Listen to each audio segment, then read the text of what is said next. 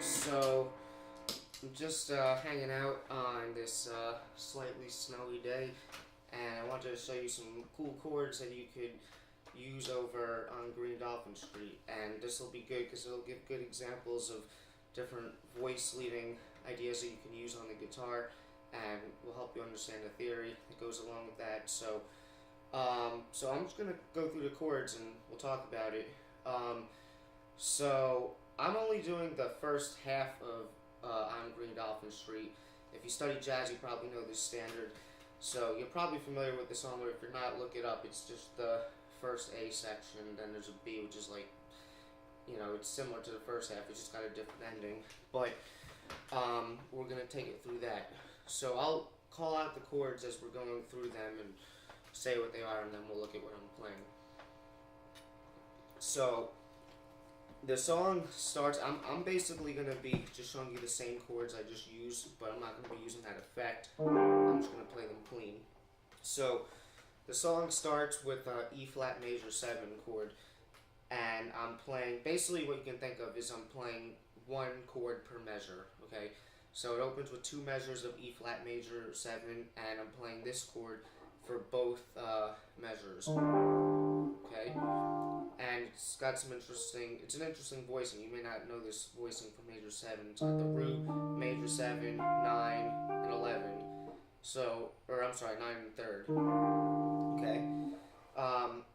So I'm doing that for both measures. Then we're going to E flat minor 7, which is where it moves, and I'm playing this chord. Okay? And if you look at these notes, you got the flat 13 or minor 6, you got the minor 7, and you got the 11. So modally speaking, because it's got that flat 6 in there, you can think either Aeolian sound, most likely, or Phrygian, but we're kind of using some modal mixture there. Not that the original song necessarily implies a mode, but it may be a little bit more unusual of a sound to use Aeolian there.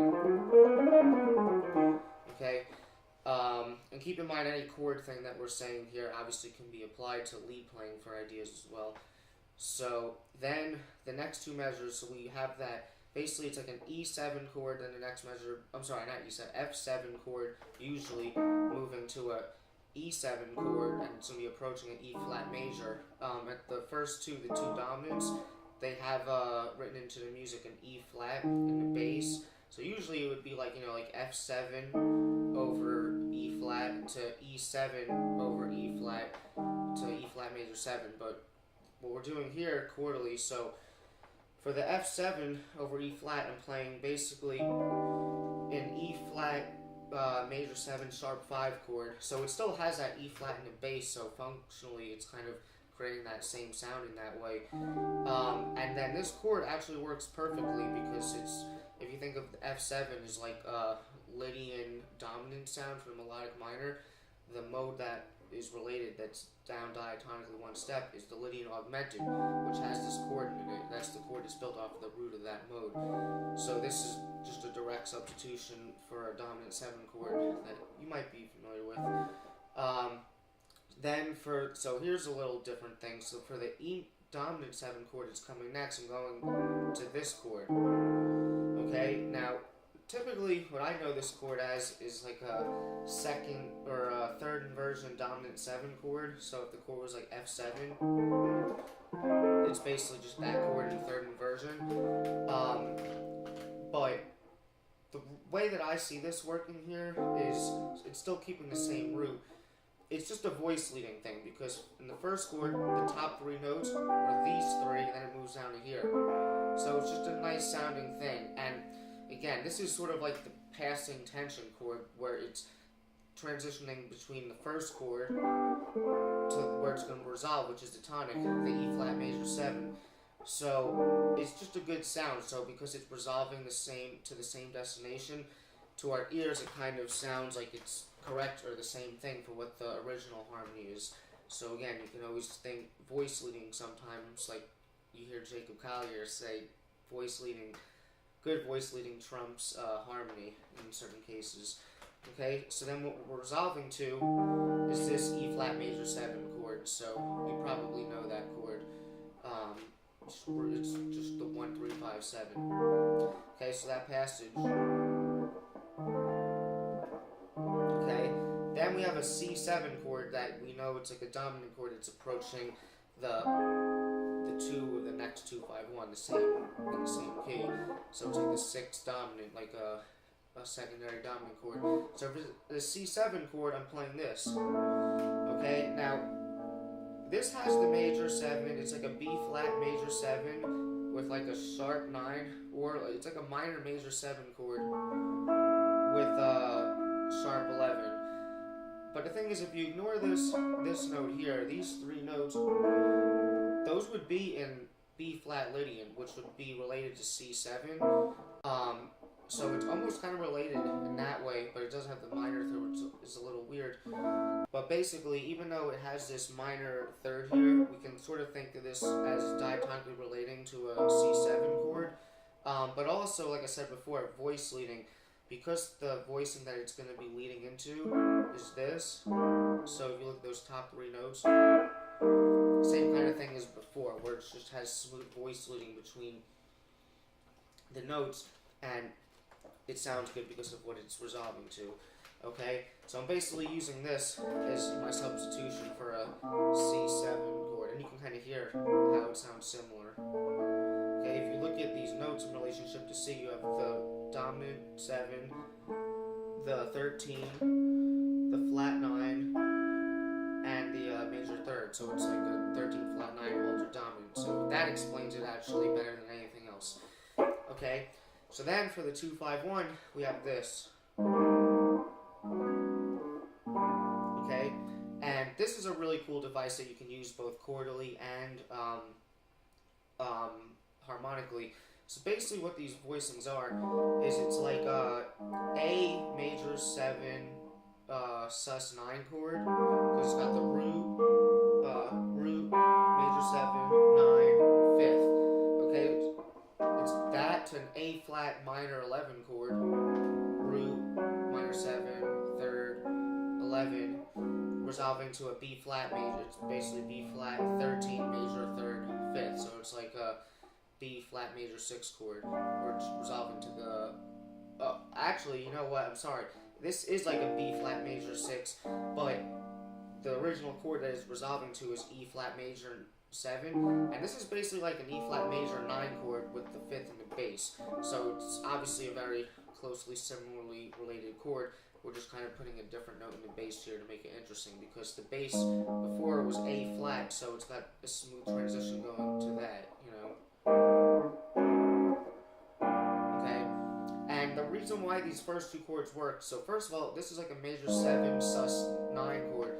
If we think of A flat major is like the Lydian chord, which would work with this chord, the F minor is like the 2, which is the chord we actually have, the 2, 5, 1. So then over the 5 chord, over the B flat, what we're playing is A flat minor 11, and it's just a cool chord substitution. You really can just analyze it by looking at how these notes relate to B flat. And here you have the flat 7, the sharp 5, the flat 9, and the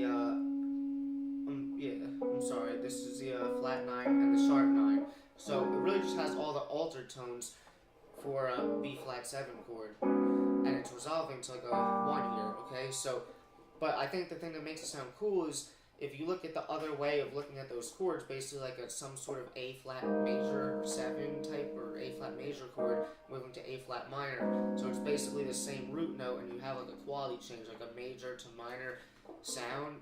That's an interesting thing. And then resolving to this, which is like the 1 chord. So it's a cool device that you can use for 2-5-1s. Basically, you want to start on the minor third of whatever the 2 chord is and do that major to minor and then resolve it. So it'd be like A flat major 7, minor 7, and then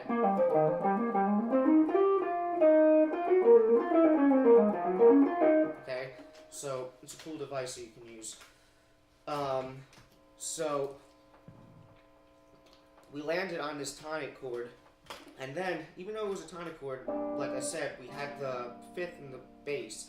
And for the next measure, because we do have one more measure of B flat major before it goes to A flat minor 7.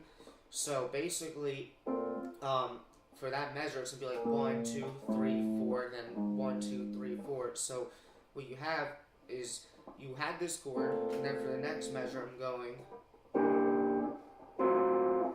and if you look at what those chords are, this is still like another type of the same thing, like E flat major. You got the 5th, the major 3rd, major 7, and the major 3rd again. So it's just a tonic chord, which is where it already was. Then this is the transition chord. Okay, if you think of this as like the tritone sub of like the 5 chord approaching this A flat minor, it's like A. So it's basically functioning as like an A altered chord. You got the root 13, sharp 9, sharp 5.